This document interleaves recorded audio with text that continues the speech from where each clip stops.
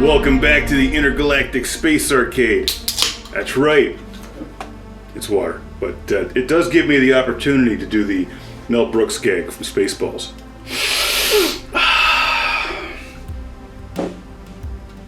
It's like the best movie ever. It's possible that depending on what day you watch it, Spaceballs is actually better than all of the Star Wars movies combined. It's that good.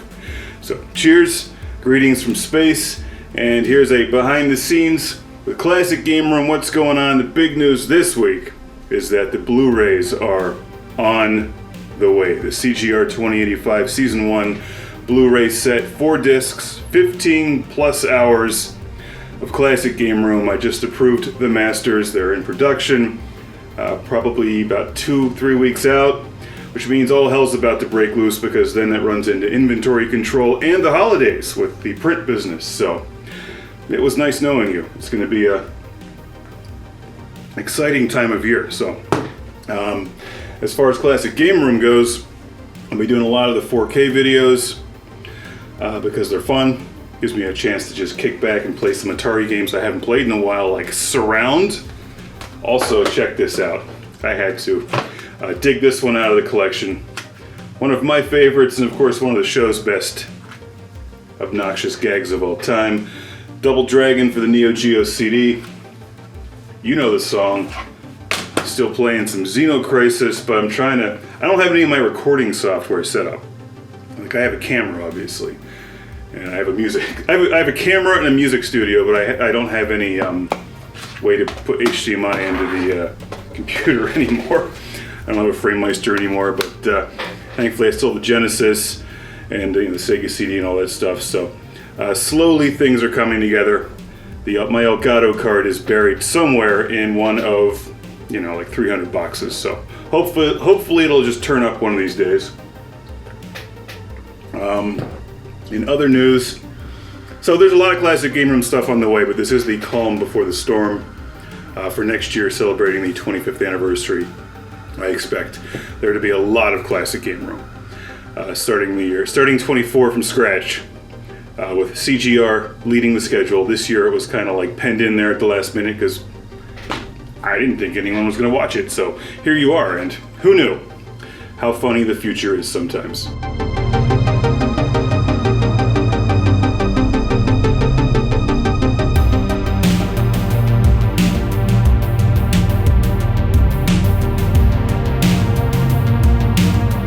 Since the Blu-rays are coming in like 2 weeks, 3 weeks, and we're running right into the holidays, I'm going to wrap up the next Omega Ronin album now. So not directly related to Classic Game Room, but kind of, since you've been hearing a lot of the music in the videos, or the rough tracks. I've been putting a lot of the beats in the videos, and then I finish them later, as everything's getting a bit more complicated now with the new songs. Turning out pretty good. If you liked Iron Metropolis, you're going to love the next album. It's a big one, another like 20 song album, and I'm doing the mastering work right now since like 17 of the songs are about done, but as anyone who works in video or audio knows, the last like 5% take the most time, and it's a lot of work. So doing a lot of work to wrap up the next Omega Ronin album, which should be out to you, at least digitally, in probably sometime by late October, November, probably November. As far as physical copies, Iron Metropolis is getting made into a CD. It's already available on streaming. You can get it on all the streaming services. You can get it on Bandcamp. But I'm going to be pressing CDs really soon, so CDs will be available by the end of the year. And as far as the next album, I'll probably make CDs for that one as well. These nice double disc CD sets. As far as vinyl, vinyl's a different animal. Vinyl's like the Blu-ray. It requires a lot of upfront production costs because I don't just make one. I have to make a whole lot. That's how things work in the publishing world. So as far as vinyl goes, it's likely to happen. In fact, it'll probably happen. The question is when. When will vinyl happen? If people want it sooner, and by sooner I mean early 24, it's not going to happen this year, then I might put together a Kickstarter just to help fund the upfront production costs on a vinyl, double disc gatefold vinyl set, 180 gram vinyl color. That's a pretty big investment, but it'll be worth it since obviously I can make a pretty awesome vinyl as far as the art presentation goes and the music. I think it looks good. Maybe you think it sucks, but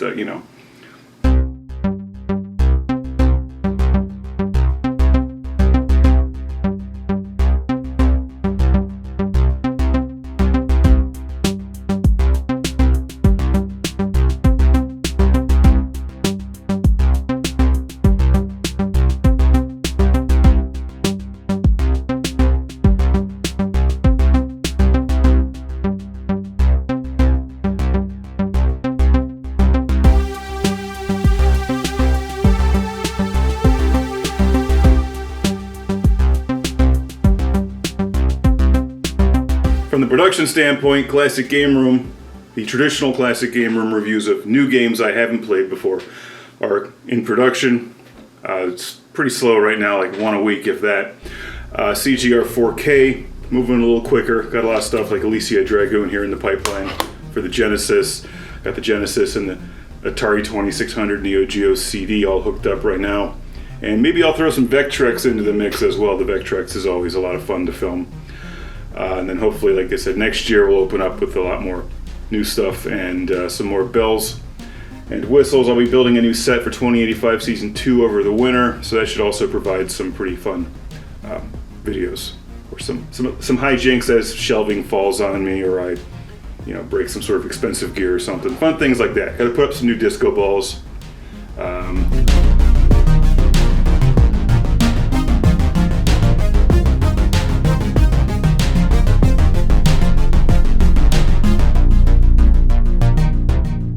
So now I'm going to segue over to the Omega Ronin section of behind the scenes here.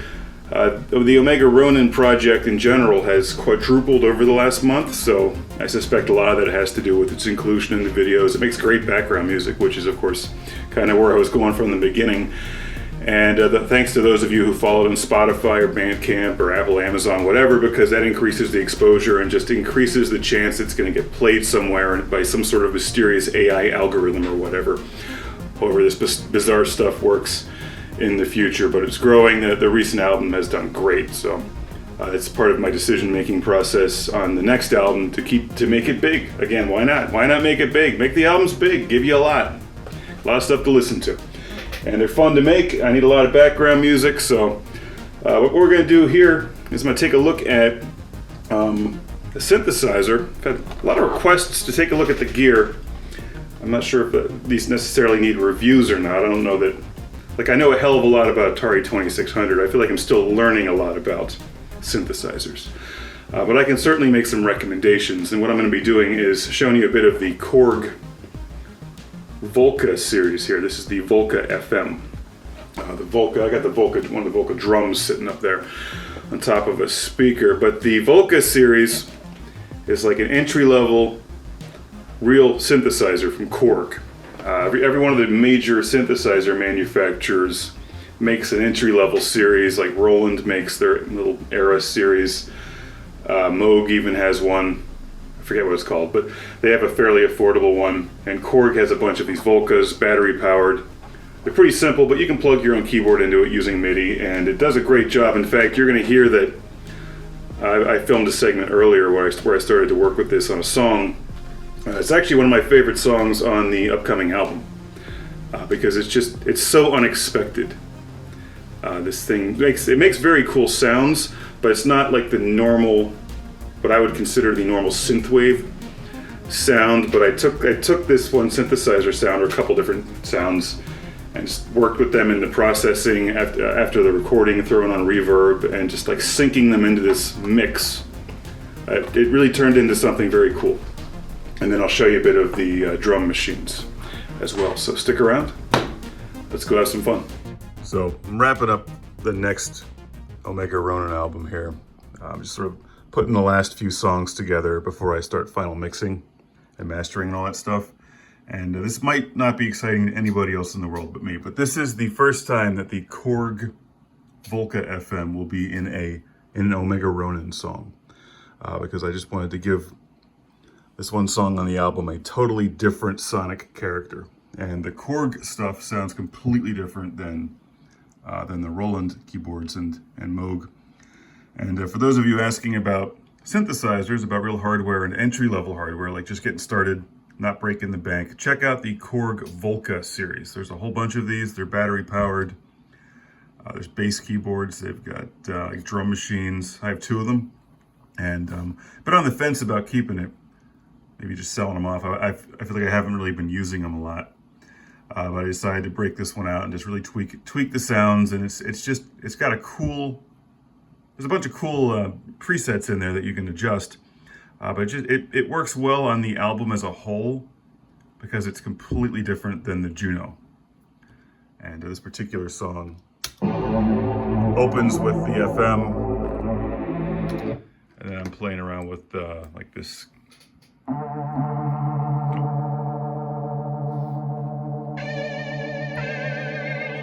It's a neat sound. So I'm just building it out over here as the song opens up and turns into something a little different here.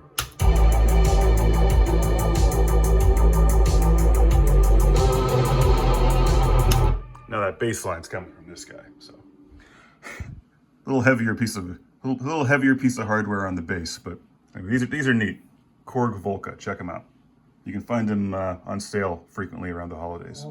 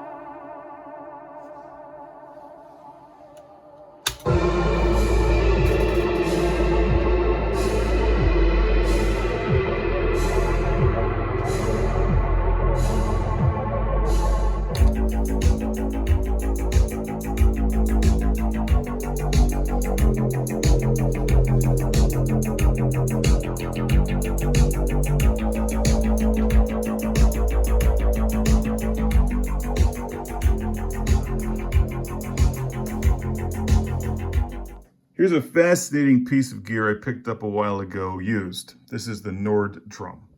If you can find used gear, that's always a great bargain. Saved a bundle. It's really cool because it's an unusual drum machine. In addition to being able to play the thing physically with pads, which I'm not very good at, so I don't even bother, you can run it. You can drive it with a sequencer. This is the Arturia BeatStep Pro.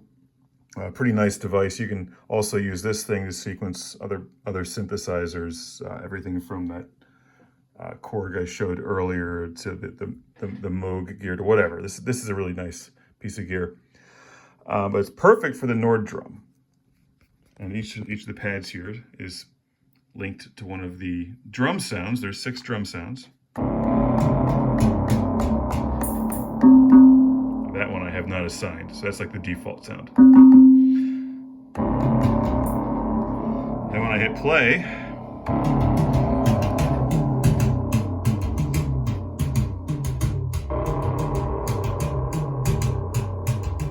we can change the drums if we want.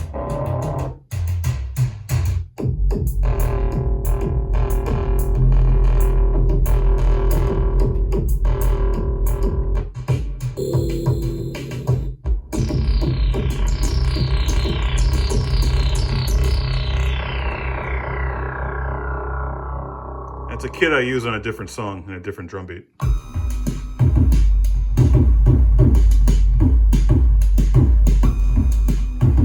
So you can custom build a whole bunch of drum kits, and you can make drums that just sound like anything.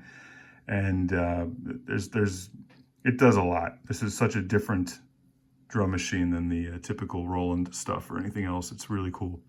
It doesn't necessarily replace the TR drum machines from Roland, but it's a nice addition to some electronic music and sonic mayhem. And that's all for today. I'll do some more recording here and see if I can't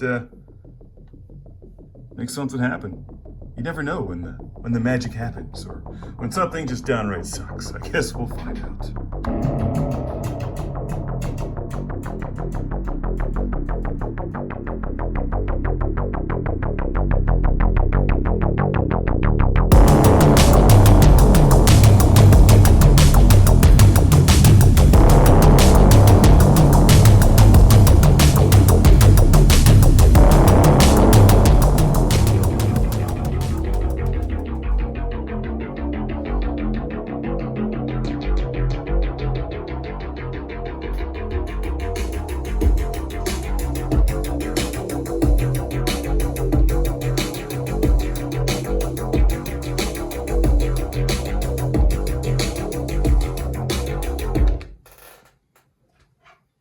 I feel like this song should be called the BJ theme. Needs more horns.